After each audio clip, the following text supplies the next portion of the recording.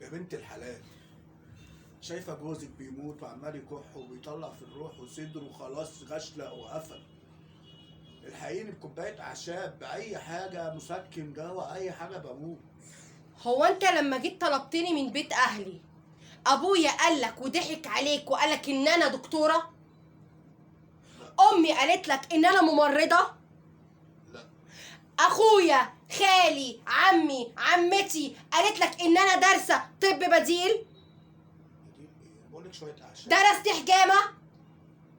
يعني انا ما بفكرش حاجه عن الحاجات دي. انا يا بابا ربة منزل، انا انا زوجة صالحة فقط لا غير.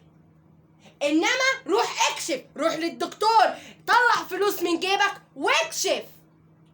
كل ده عشان قلت لك اعملي كوبايه اعشاب يا اعشاب مين يا بابا؟ اعشاب مين؟ انا اعرف ايه انا عشان اعمل لك كوبايه اعشاب؟ انا وشك الناحيه التانيه هتعديني. مش يكفي ان انا طردتك من اوضه النوم ونيمتك على الكنبه؟ انت عندك حق.